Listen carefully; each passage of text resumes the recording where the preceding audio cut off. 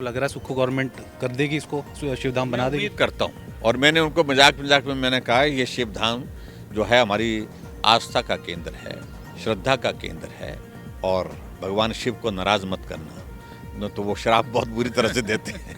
BJP ने जो आपके जितने पेजेस हैं उन्होंने ये शेयर किया कि शिवरात्रि के मंच पर अल्लाह गाना कहाँ तक न्याय उचित है और वो मुद्दा बना। लेकिन कांग्रेस ने अपनी तरफ से कहा कि पिछले साल कुल्लू दशहरे में इन्हीं साबरी ब्रदर्स को बुलाया गया था, उस वक्त सरकार बीजेपी की थी और उन्होंने वहाँ पे भी यही गाना गाया था। आपको क्या लगता है ये कोई मुद्दा है? कुछ दिन पहले प्रतिभा सिंह का मैंने इंटरव्यू किया था, काफ़ी वायरल हुआ वो पूरे हिमाचल में। उसमें मैंने शिवधाम का सवाल उनसे किया था तो उन्होंने कहा कि उसकी ज़रूरत थी नहीं। ये एक सांसद की जो है कि तरफ से जो है एक्सपेक्ट नहीं किया जाता, उम्मीद नहीं की जा सकती है। मुख्यमंत्री सुक्खू जी ने पूरा का पूरा स्टाफ सिलेक्शन बोर्ड भंग कर दिया। अब राजनीति से प्रेरित तो नहीं है क्योंकि धूमल साहब के समय वो वहाँ पे खुला था। क्या किसी को सिर में दर्द हो रही तो सिर ही काट देना चाहिए। तो क्रेडिट भी वही ले रहे हैं कि हमारी मध्यस्थता के कारण ना अडानी की कंपनी को नुकसान हुआ ना ट्रक वालों को। ट्रक ऑपरेटर के भले की अगर बात कर रहे हैं कि हमने उनके हित के लिए ये किया, तो क्या उनको उसका लाभ मिला है? क्या ये भी तो प्रश्न है। और आज ही शायद आपने इस चीज़ को पहली बार कहा है। पहली बार इसलिए मुझे कहना पड़ा क्योंकि मैं उम्मीद कर रहा था कि कहने की जरूरत ना पड़े। मैंने बहुत परिश्रम करके एडीबी का 2100 करोड़ रुपए का टूरिज्म के प्रोजेक्ट हिमाचल प्रदेश के लिए स्वीकृत किया। सीएम थे आप सर 2 महीने पहले तक और अब आप एक्स सीएम हैं। ज़िंदगी में कितना बदलाव आया है? क्या प्रेशर कम हुआ है? लोग अब परिवार को समय ज़्यादा दे रहे हैं और लोगों से जब इंटरेक्शन अब खुल के मिल पाते हैं। पहले प्रोटोकॉल्स होते थे ढेरों, तो वो जो ज़िंदगी में अभी बदलाव आया है आपकी, वो कैसा है? क्या कितना चेंज? स्वाभाविक रूप से चीफ मिनिस्टर होने के नाते व्यस्तताओं का दौर ज़्यादा होता है। नमस्कार दर्शकों, स्वागत है आपका बहुत ही स्पेशल इंटरव्यू में। और एक स्पेशल शख्सियत मेरे साथ में इस वक्त बैठी है और मंडी वाले तो इन्हें जानते ही हैं और पूरे हिमाचल वाले जानते हैं, भाई इंडिया वाले जानते हैं। और क्यों मंडी इसलिए मैंने बोला क्योंकि इतने पॉपुलर हैं कि कल जब ये लास्ट सांस्कृतिक संध्या में 10 एमएलएस जो हैं मंडी के, उन्हें चीफ गेस्ट बनाया गया था। तो जब इनकी एंट्री हुई स्टेज पे तो वो वीडियो भी हमने डाला है। मतलब धमाकेदार एंट्री थी और लोग जो चीखे, मतलब जो इतने कलाकारों के लिए नहीं चीखते, जैसे पूर्व मुख्यमंत्री जयराम ठाकुर जी के लिए जो उत्साह देखने को मिला था कल, वो जो हमें कल देखने को मिला है। और हमारे साथ अभी इस वक्त ये नेता प्रतिपक्ष भी हैं, काफ़ी ज़्यादा एग्रेसिव मूड में भी हैं, सरकार के खिलाफ काफ़ी ज़्यादा इन्होंने मोर्चा इस वक्त खोल रखा है। क्यों खोला है सारी चीज़ें जानेंगे। अभी हाल ही में एक शिवधाम का मुद्दा भी बहुत ज़्यादा हाईलाइट हुआ है। मेरी इंटरव्यू थी प्रतिभा सिंह के साथ, मेंबर ऑफ पार्लियामेंट और कांग्रेस के अध्यक्ष हैं। उन्होंने उसमें कहा था, जब मैंने उनसे पूछा कि शिवधाम के लिए आप एक एमपी होने की हैसियत से आप उसको चाहेंगी कि उसको आगे कैरी ऑन हो और उसके लिए आप फंड जुटाएं, तो उन्होंने कहा कि शिवधाम की ज़रूरत नहीं थी, ऑलरेडी मंडी में इतने मंदिर हैं, उन्हीं का जीर्णोद्धार कर देते। तो उन सब मुद्दों पे सर से बात करेंगे। सर, आज से 5 साल पहले जब आप मुख्यमंत्री बनकर आए थे इसी जलेब में, इसी शिवरात्रि में, तब मैंने पूछा था कि कैसा लग रहा है। और आज एक नेता प्रतिपक्ष के रूप में पहली बार आप शामिल हुए इस जलेब इस मंडी शिवरात्रि के कार्यक्रम में कल, तो क्या वो फीलिंग है सर? तो निश्चित रूप से देखिए, मंडी शिवरात्रि सर पहले तो सर बहुत बहुत शुक्रिया, आपने हमको टाइम दिया। जी धन्यवाद। देखो, मंडी की शिवरात्रि का जहाँ तक ताल्लुक़ है, मैं आज से नहीं, मैं वर्षों से जुड़ा हूँ। जब मैं कुछ भी नहीं था तो भी शिवरात्रि में बहुत उत्साह के साथ आता था और आनंद के साथ शिवरात्रि के मेले को हम देखते थे। और जब कॉलेज टाइम में हम पढ़ते थे, और मैंने कोई शिवरात्रि का मेला, मुझे नहीं लगता है कि 1983 के बाद एक आधा कोई बीच में छूटा हो, अदरवाइज मैंने सारी शिवरात्रि के मेले में किसी न किसी रूप में शिरकत की है, बतौर विधायक, बतौर मंत्री, बतौर चेयरमैन और एक मंडी के नागरिक होने के नाते। तो अब की बार जो आप पूछ रहे हैं, पिछली बार मैं मुख्यमंत्री था।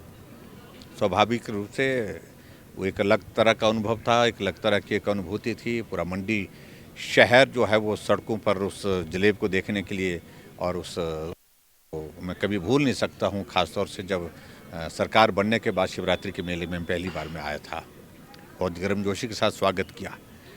लेकिन जो आप पूछ रहे हैं कि विपक्ष के नेता, अब 5 वर्ष का कार्यकाल पूरा होने के बाद हिमाचल प्रदेश में सरकार बदल गई है, कांग्रेस की सरकार बनी, हम विपक्ष में हैं, विपक्ष के नेता के रूप में। लेकिन मैं भी बहुत भावुक हो गया उस क्षण में, जब मंच पर सांस्कृतिक संध्या को देखने के लिए मैं आया, तो वही प्यार, वही स्नेह लोगों का देखने को मिला जो बतौर मुख्यमंत्री मुझे मंडी में आकर के शिवरात्रि के मेले में देखने को मिला था। बहुत मतलब बहुत गर्मजोशी के साथ मंडी के लोगों ने हमारा वहाँ पहुँचने पर अभिवादन किया, अपने स्थान पर खड़े होकर के, और खूब ज़ोर से जिस प्रकार से उन्होंने किया, तो मैं सचमुच में मेरे लिए वो बड़ा भावुक क्षण था। भावुकता आपके आंखों में भी मुझे इस वक्त दिख रही है और चमक मुझे इस वक्त। सर, इस बार की जो शिवरात्रि के कार्यक्रम रहे हैं, जो आपने देखा पूरा माहौल, आप you are satisfied with that? देखिए, मुझे इसमें कुछ नहीं कहना है। शिवरात्रि एक हमारा बहुत पुराने समय से यहाँ पर मनाया जाता है, और इसकी कुछ परंपराएं हैं, उन परंपराओं को कायम रखना वो आवश्यक है। कुछ कमियाँ उसमें हमने देखी हैं जो मुझे थोड़ी सी पीड़ा देती हैं। कभी भी शिवरात्रि के मेले में पार्टी के झंडों का प्रचलन कभी नहीं रहा। ये शिवरात्रि सबकी है, ये सबको इकट्ठा मिल कर के मनानी चाहिए। ये सांस्कृतिक धरोहर है हमारी, और उसके साथ देवी देवता यहाँ पर बड़ी संख्या में आते हैं। उनके प्रति हमारा श्रद्धा का भाव जिस प्रकार से होना चाहिए, जिस प्रकार से काम कर हमको सारा इस मेले को करना चाहिए, उस आयोजन में राजनीति लाना उचित नहीं है। दूसरी बात, बतौर मुख्यमंत्री यहाँ पर एक नहीं अनेकों, हमने शांता कुमार जी को भी देखा, हमने धूमल जी को भी बतौर मुख्यमंत्री देखा, वीरभद्र सिंह जी को भी देखा। कभी भी शिवरात्रि के मेले से राजनीतिक भाषण नहीं हुआ। परंपरा अब की बार टूटी है। अब की बार क्योंकि वो बहुत संक्षिप्त भाषण होता है, और वो समर्पित देव संस्कृति के लिए होता है, देवी देवताओं के लिए होता है, देवलों के लिए होता है, और हमारी हिमाचल की संस्कृति के लिए होता है, और शुभकामनाएं देने के लिए होता है। लेकिन उसमें राजनीतिक मकसद के साथ बातें कहना, और वो बातें कहना वो भी झूठ कहना, असत्य कहना, वो एक प्रयत्न हुआ है इस बार, जिससे मंडी के लोग नहीं, सभी देवी देवताओं के साथ जो देवलू लोग आए हैं, सभी लोग जो है आहत महसूस कर रहे हैं।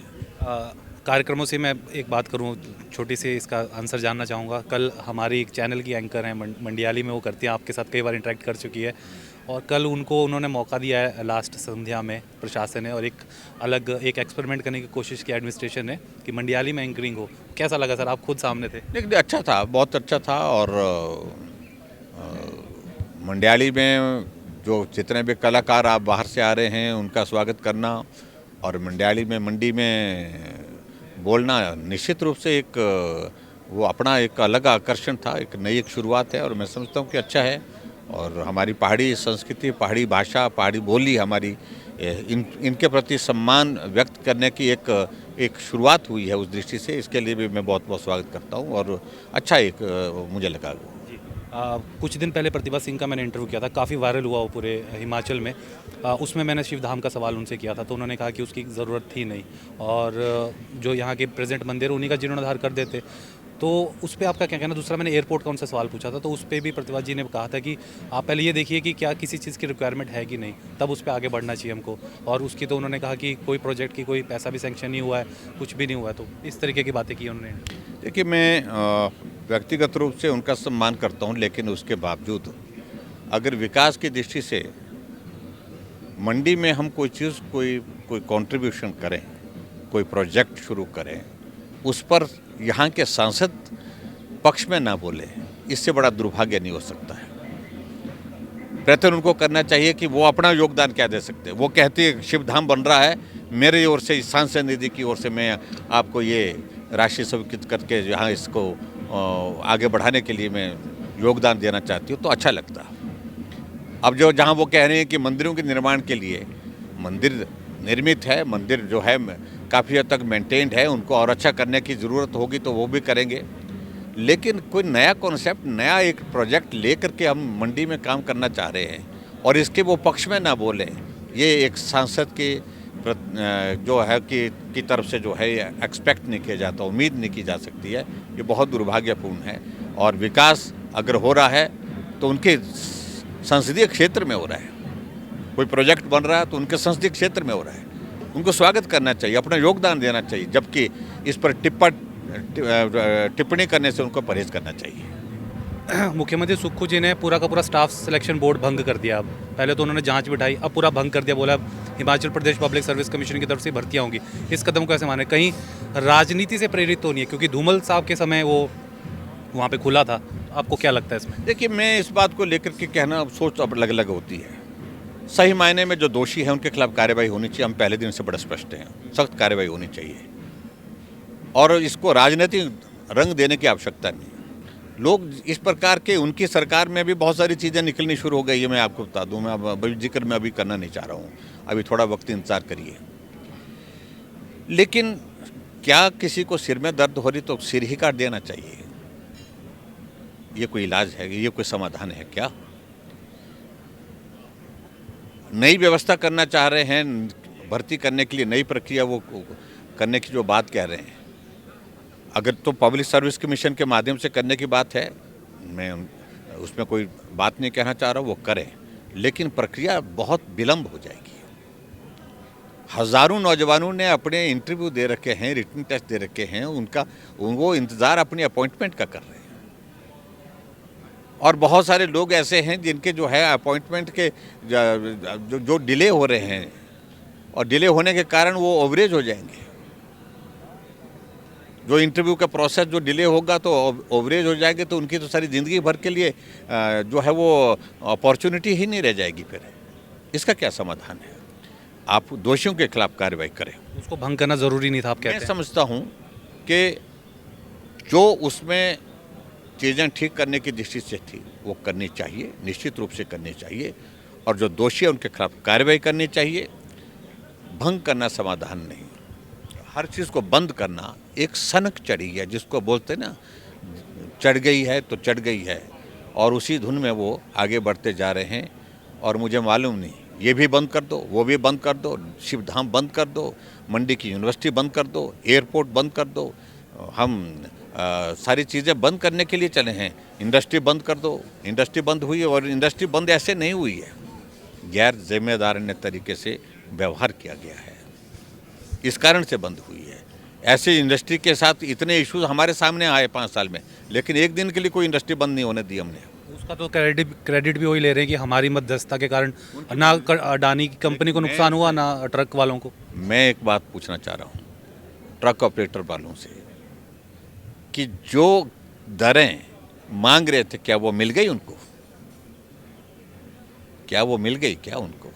अगर वो ट्रक ऑपरेटर के भले की अगर बात कर रहे हैं कि हमने उनके हित के लिए ये किया, तो क्या उनको उसका लाभ मिला है क्या? ये भी तो प्रश्न है। और हिमाचल प्रदेश को 200 करोड़ रुपए का नुकसान हुआ रेवेन्यू का इंडस्ट्री के बंद होने से। इसका आभास उनको है कि नहीं है?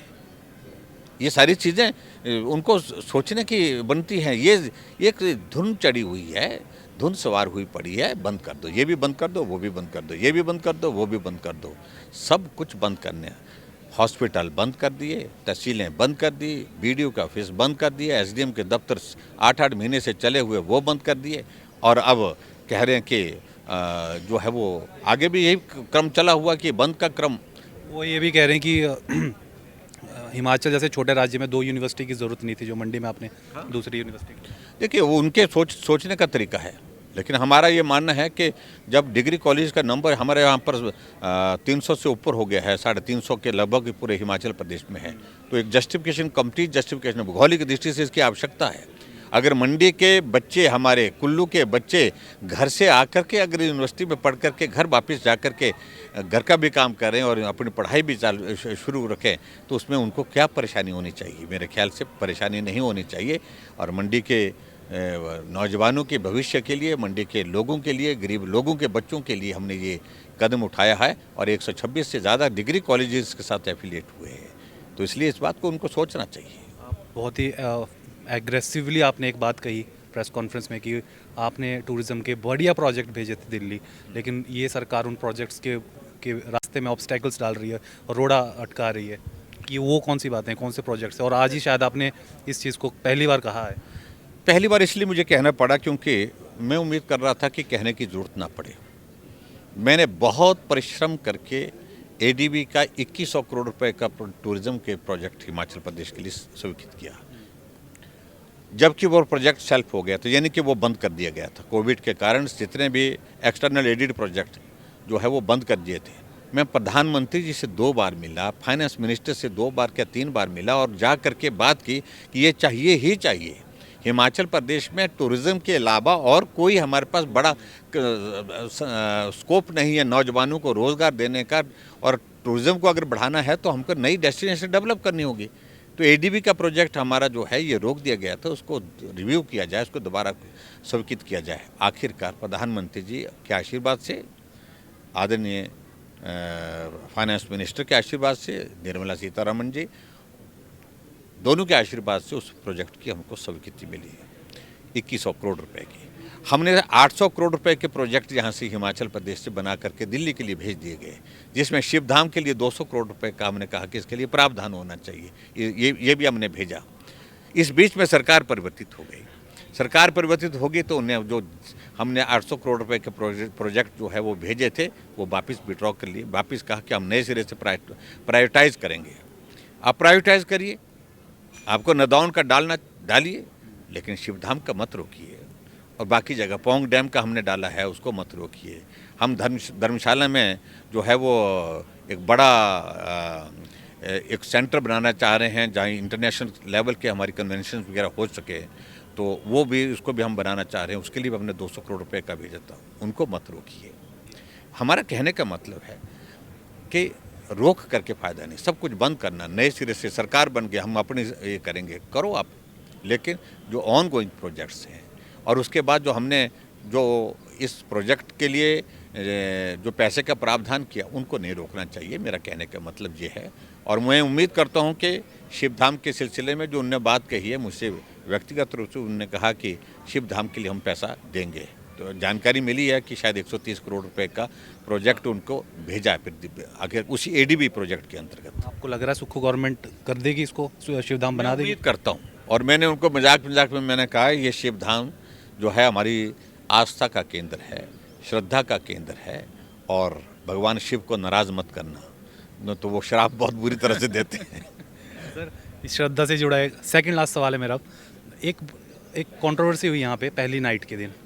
साबरी ब्रदर करके एक कवाली हैं, उन्होंने गाया अल्लाह हू, वहाँ से स्टार्ट किया। वो गाने हैं, वो अपने गाने गाते हैं।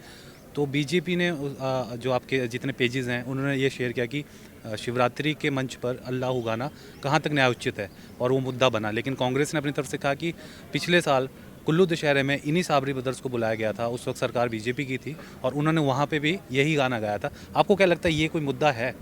देखिए, कलाकारों का मैं सम्मान करता हूँ। मुद्दा इसलिए बना कि शुरुआत वहाँ से हुई। अच्छा होता कि शिवरात्रि का जो त्यौहार उसकी शुरुआत जो है शिव आराधना से होती, देवी देवताओं के जो है वो प्रति जो हमारे धार्मिक वो भजन होते हैं, हमारे गीत होते हैं, उनके साथ होती, और उस तरह से किया होता तो मुझे लगता शायद कंट्रोवर्सी बीच में उनका कार्यक्रम होता तो शायद कोई चर्चा ही नहीं होती। लेकिन शुरुआत वहाँ से करनी और शिवरात्रि के दिन इस प्रकार से इस बात को लेकर के ये सब लोगों को बात थोड़ी खली है। सर, आखिरी सवाल। सीएम थे आप सर 2 महीने पहले तक, और अब आप एक्स सीएम हैं। ज़िंदगी में कितना बदलाव आया है? क्या प्रेशर कम हुआ है? लोग अब परिवार को समय ज़्यादा दे रहे हैं, और लोगों से जब इंटरेक्शन अब खुल के मिल पाते हैं। पहले प्रोटोकॉल्स होते थे ढेरों, तो वो जो ज़िंदगी में अभी बदलाव आया है आपकी, वो कैसा है? क्या कितना चेंज? स्वाभाविक रूप से चीफ मिनिस्टर होने के नाते व्यस्तताओं का दौर ज़्यादा होता है, नंबर 1। प्रोटोकॉल भी होता है, और लेकिन उसके साथ साथ प्रोटोकॉल के बावजूद भी हमने उस वक्त भी मिलने जुलने का क्रम उसी तरह से जारी रखा जैसा हम आज भी रखा है। हाँ, अब थोड़ा इतना होता है कि जो हमारे साथी बोलते थे यार वक्त नहीं मिलता, आपको मिलते मिलते थोड़ा सा बात नहीं हो पाती है हमारी, उनसे बात होती है, और कार्यकर्ताओं से बातचीत होती है, लोगों से सहज रूप से मिल पाते हैं, पत्रकारों को भी समय मिल जाता है, पत्रकारों को भी मिलते हैं। तो ये सारा रहता है, थोड़ा फर्क इस सारी चीज़ का रहता है, लेकिन इसका एक अपना आनंद है। चलिए, सीएम साहब, एक्स सीएम साहब ने काफ़ी समय दिया। अब ऐसा होता है ना, 5 साल सीएम साहब बोल के उस आदत को बनने में समय लगता है। जैसे साल बदलता है तो हम पिछले साल की डेट लिखते रहते हैं, 2023 आ गया तो 2022 ही लिखते रहते हैं कई बार। तो पूर्व सीएम थे हमारे साथ जयराम ठाकुर जी, अभी नेता प्रतिपक्ष हैं।